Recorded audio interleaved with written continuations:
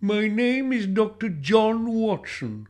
I am a colleague and friend of Mr. Sherlock Holmes, the famous detective.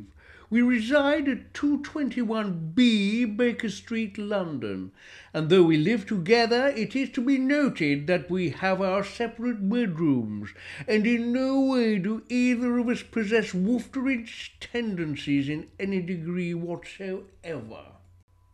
It was on the morning of the 14th of January in the year of our Lord 1879.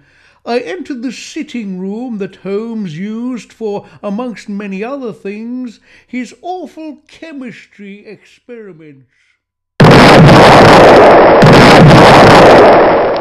you all right, Holmes? Of course, just a minor miscalculation. Could have happened to anyone, Watson. Here she comes. I didn't think it would take her long to start complaining. Mr. Holmes, whatever have ye done? Nothing at all, Mrs. Hudson. Just sod off back to your chores.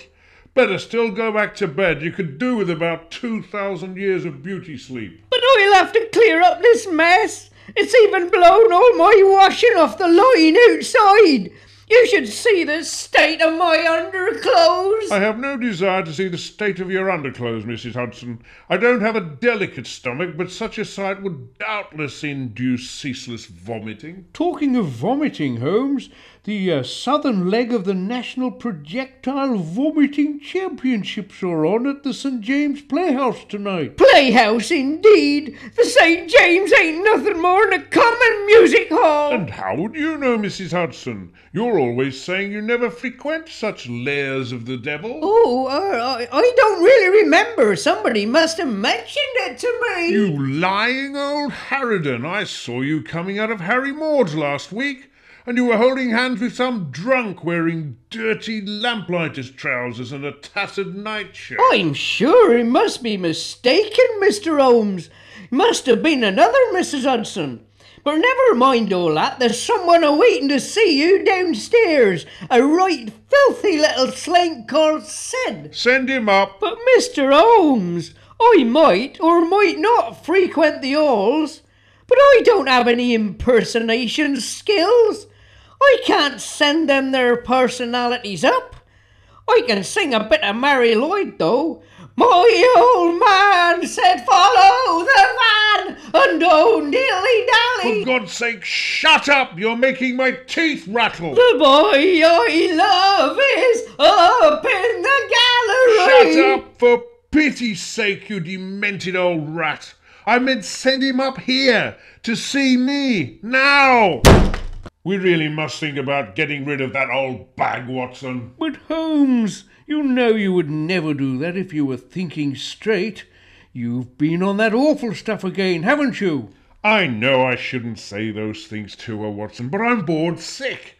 Let's hope this Sid, whoever he is, has brought us a mystery to solve. So what was it this time? Heroin, cocaine? I wish you'd leave those terrible things alone. Good God, Watson, I'm finished with all that rubbish. Don't you remember I burned all the syringes before your very eyes as my New Year's resolution? Oh, yes, of course, and singularly the best day's work you ever did, Holmes. But if it wasn't those things, what are you on? Not monkey syrup? Never you mind, Watson. I mean, yes. For goodness sake, you well know that monkey syrup is worse than all those other terrible things put together. Ah, our visitor. Mr. Sid to see you, Mr. Holmes. Thank you. Now sod off before you start singing again. Sid, is it? Yes, I has a letter from my master, and I won't have no word said agin him. He's the bestest, most caring master what a man can have. He's like a father to me, so he is. Give me the letter, you ragbag. Do you mind if I read it over your shoulder, Holmes? Of course not. I should be asking your opinion of it soon anyway. I read the letter over Holmes's shoulder. It said, "Firstly, Mr. Holmes, please kill the filthy, stinking swine who handed you this letter.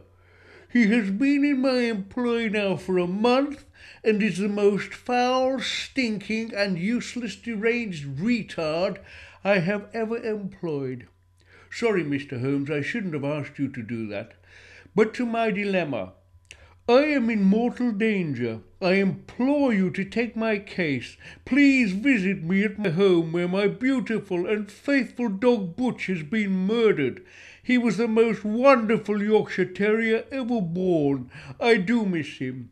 He used to fetch the paper for me from the letterbox every morning, helped boil my morning egg, and came to church with me every Sunday. A devout Methodog he was. Oh, and by the way, my butler Grouch has also been murdered. Should you decide to take the case, Sid will furnish you with first-class rail tickets to Whitby, where I shall meet you. Yours faithfully, Lord Benjamin Thunderbum, of Codhead Grange, Whitby.